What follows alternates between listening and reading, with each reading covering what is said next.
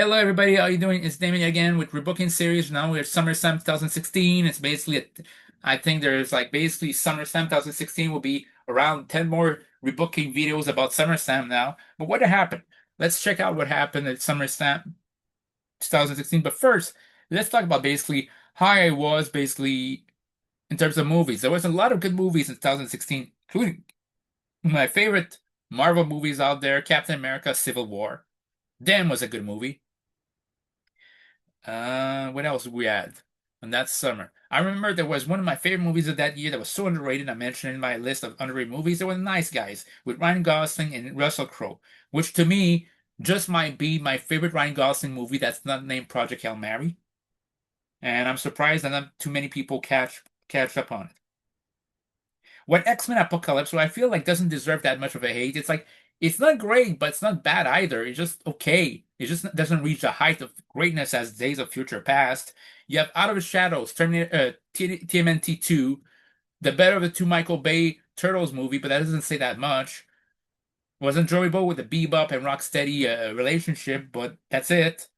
Star Trek Beyond to me redeemed itself from the previous installment. And every time I heard about Star Trek 4, I said, yeah, the story ended with Star Trek Beyond. It's like the whole, first of all, it was supposed to be a trilogy, and even then, it's basically Chris Pine's William T. Kirk is not sure he wants to do continue adventures with Star Trek Enterprise. And by the end of it, he did enough basically a relationship with Spock improve, with Scott, everybody, with McCoy. The point where it's like he understood his place, his station in life is to be the captain of this ship, and he understood it. He accepted this. He accepted adventure rather than basically mundane office life. And I thought that's basically what Captain Kirk is. I know I'm not tricky, but I felt like this was self-contained a trilogy. You don't need to have a fourth one that involves time travel. It was basically done well and ended well. Jason Bourne was good. Might have been the least. Well, it's not the least good of the series. Bourne Legacy was the worst, but of the Jason Bourne ones, yeah, it's the least good. But I still think it was a great time at the theaters. Yeah, Finding Dory, which is a good sequel to Finding Nemo, but wasn't all good. You had one of the worst legacy sequels ever in Independence Day 2. How do you follow up Independence Day? I know it was 20 years before, and yeah, Independence Day is very corny and kitschy, but it's still fun to watch. Will Smith, Stephen Hiller's character, very, very enjoyable. Jeff Goldblum's David was very fun. His father is very fun, played by Judd Hirsch. Bill Pullman's president, I don't remember his name. Uh, all of this was very good. So, so all Vivica A. Fox character, all this was very good. And what happened in this movie? Oh, and Brent from Data from Star Trek was in this. And what happens? Oh, I don't know because Will Smith's occupied doing another movie that featured this summer, and I'm talking about this.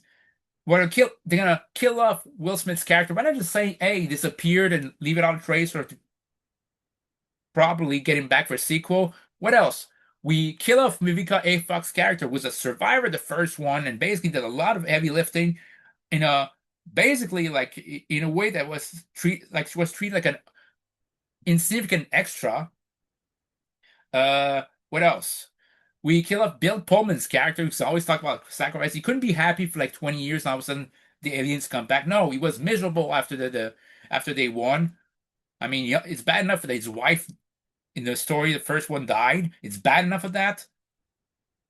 I don't know what was happening with the wife of David, I think, or his ex-wife. I don't know. I don't remember what happened. But even then, it was kind of depressing.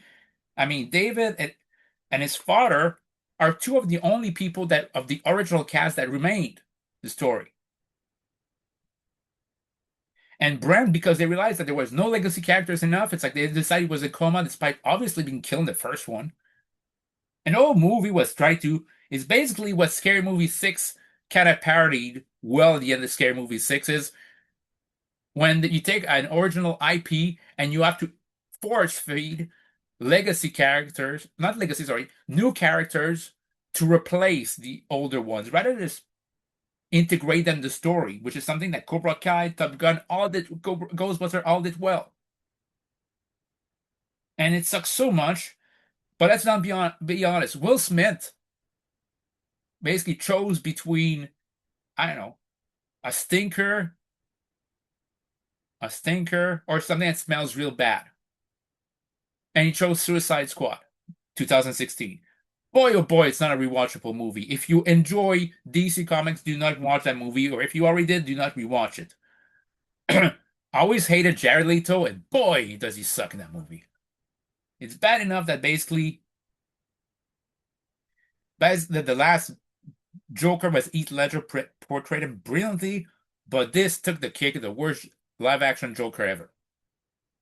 Margot Robbie was excellent in her role. Joel Kinnaman was pretty good as well as Rick Flag. It's underrated, but people don't mention. And yes, Will Smith was good at Deadshot. And the cameos of Ben Affleck's Batman was fun. Especially, I thought the real villain of that story was Amanda Waller as Vala Davis, which great as Amanda Waller.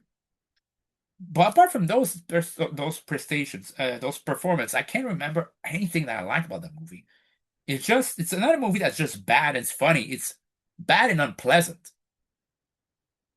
So it's not all good there. It's not always because, oh, even 10 years, some people have nostalgia of 10 years ago, but in terms of movies, it wasn't all good.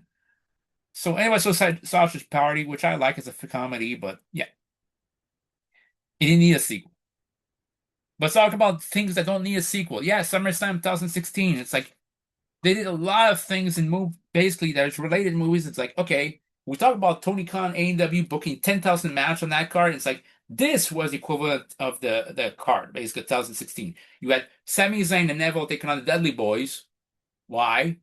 We had I think a 12-man tag team match on the pre-show, which was I think American Alpha, the Usos, and the Eyebrows versus I think the Vaudevillains, Breezango, and who was that? I don't remember the other team. Ascension, I think. Okay. And then in the main card, you have basically Enzo and Cass versus Jericho and Kevin Owens. The last Jericho SummerSlam match was the opener, and a tag match that meant nothing. Think about that. That New Day against the OC in the match ended up with DQ, a lame DQ. You had Becky Lynch, Carmella, and Naomi taking on Alexa Bliss, Natalia, and the not so mystery partner Nikki Bella. By the way, Carmella was a bad face. Was bad as a baby face. For the women's title, you had Sasha defending against Charlotte Flair. Sasha just won it and just lost against Charlotte. You had Miz defending the IC title against Apollo Crews. You had a John Cena versus AJ Styles, and I thought that could have been one of the saving grace of that SummerSlam. Then you have Ambrose versus defending the title against Dolph Ziggler. And it was a blah match, like a WWE Championship match at SummerSlam should mean something. It meant nothing to me. Then you had Universal title match between Finn Balor and Rollins. And those are two world title matches at SummerSlam, and they just felt so blah. Like it meant nothing. Then you have Rusev versus Reigns, and supposed to be US title match.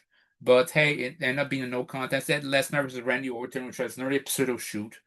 It felt like an interminable pay-per-view. So I would have booked it. Well, first then, I think I would have done away a bit with there's also Sheamus and Cesaro that was on pre-show. Too many matches on the pre-show. I would have done away with a bit of the pre-show, and I think I would have kept one or two matches on the pre-show. And I would have made a 3-hour pay-per-view, 3 hour, an hour and a half. Not every match needs to be 70 minutes, okay, guys? Despite what AEW or WB current booking tells you to, or five match pay-per-views say, no, it doesn't. Some matches are perfectly fine at 7 minutes. And if it's perfectly fine quality and great, who cares? I would have booked it. I would have started with Sheamus Cesaro as the opener of the pay-per-view, not on the pre-show. It would have been on pay-per-view, with the opener of the main show. Would have been a pre-show. Would have been on a pre-show. Would have been a 12-man tag team match. It would have been a SmackDown tag team gauntlet match with the winner winning the inaugural SmackDown tag team titles. You would have Heath Slater Rhino, you had Eyebrows, you have the Usos, you get American Alpha, you could have Breezango, the Ascension, Vaudevillains, etc. And that gauntlet, that would have Slater and Rhino win by upsetting the Usos at the end. Then you can have a proper match at the next pay-per-view where Slater and Rhino also eke out a win against the Usos. Give them like a little bit of a reign. Maybe they're fluke tag champions. Who cares? Slater was so over that time. I got kids. It worked. When he said I got kids, I got kids. This gimmick worked. Then you would have the SmackDown's women's title on the line. That's right. I put more title on the lines there, but it's like most match would be title matches. I guess that's what it should be. Then you would have Nikki versus Carmella versus Naomi versus Alexa Bliss versus Becky versus Natalia. Basically, the first woman eliminated would be Carmella due to Nikki Bella. Nikki Bella would then be eliminated after interference from Carmella, which turned Nikki face, Carmella heel. Then you have Natalia making Nikki tap out with a sharpshooter. Then you would have Naomi eliminate Natalia. Alexa Bliss cheats to eliminate Naomi, and Becky Lynch pins Alexa to win the SmackDown Women's title and becomes the inaugural SmackDown Women's Heavyweight Champion, SmackDown's Women's Champion. For the tag team titles, okay, we're gonna basically have so many tag teams unoccupied. I would have the Enzo and Cass taking on the Dudleys, taking on the OC, taking on New Day.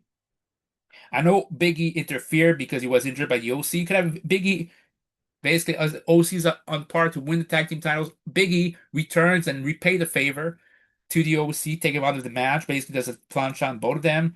They have Enzo and Cass. You have Enzo get, Cass being thrown out the outside. Enzo receive a 3D from the Dudleys, and basically, Trouble in Paradise to Bubba Ray by Kofi Kingston. And as Devon's trying to interfere, Xavier Woods pulls him out. 1, 2, 3. New Day retains. How about for the women's title? You could have Charlotte Flair defending against Sasha Banks. This is where Sasha Banks would finally win it and finally win the women's title. And she would keep it on for like 2 months where she loses it to Charlotte Flair then. At least you have Sasha Banks beating Charlotte and actually doesn't look like a fluke. Cena versus Styles would happen and I would keep it the exact same way. Same way. Styles win. Cena puts his his armbands on the floor, and that's it. Miz versus Apollo versus Ziggler. I would have